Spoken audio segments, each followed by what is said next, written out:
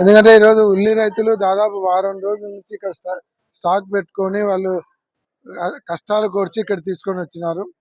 అటువంటిది వాళ్ళని పలకరించే పరిస్థితి లేదు. మార్కెట్లో ఉన్నటువంటి ఎవరైతే దళారీలు ఉన్నారో వాళ్ళందరూ కూడా కుమ్మక్కై వీళ్ళను 100 రూపాయలకు 200కు కొనే పరిస్థితి ఉంది. 300కి ఇస్తామంటే కూడా తీసుకోవడం లేదు.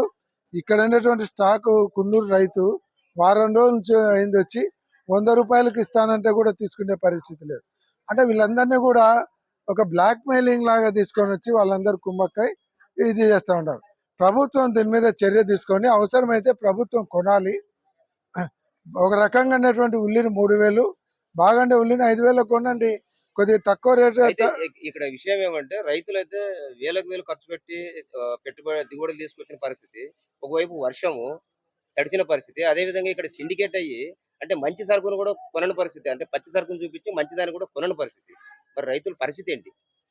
ఈరోజు రైతులను వాళ్ళు కుమ్మక్కై ఒకటి సిండికేట్ అయి రైతులను కావాలని ఇబ్బంది పెడుతున్నారు. ఇక్కడ బాగుండే సరుకును కూడా రిజెక్ట్ చేసి వాళ్ళది 500, 300, 100కి ఇస్తావా అని బాగలేని సరుకు కింద చూపించి చేస్తున్నారు. ఈరోజు రైతుకు దాదాపుగా ఎకరాకు 1,00,000 నుంచి 1,20,000 ఖర్చు వస్తుంది. 100 క్వింటాలు వస్తే కూడా వీళ్ళు ఇచ్చే రేటు ప్రకారం అయితే 10 నుంచి 20,000 వస్తుంది. ఇదే ఇక్కడ 100 రూపాయలు క్వింటాల్ అంటున్నారు, అంటే కేజీ 100 రూపాయ 2 రూపాయలు అంటున్నారు.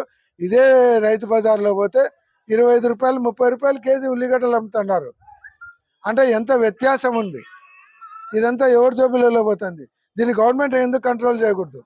గవర్నమెంట్ కొనండి, రైతులకు 30 రూపాయల నుంచి 40 రూపాయలు ఇచ్చి కిలో మీరు అమ్ముకోండి. రైతు బజార్లో 10 రూపాయలు నష్టం వచ్చే గవర్నమెంట్కి నష్టం, కానీ రైతు బాగుపడతాడు కదా. అంటే మీరు దీని గురించి పట్టించుకోవడం లేదు. ఏమన్నా అంటే మీరు ఏదేదో సంక్షేమ పథకాలు ఇచ్చినాము, సూపర్ 6 ఇచ్చినాము, ఇటువంటి మభ్యపెట్టేటువంటి మాటలు చెప్తున్నారు తప్ప రైతుల గురించి ఆలోచించేటువంటి పరిస్థితి లేదు. మధ్య దళారుల వ్యవస్థ కావచ్చు.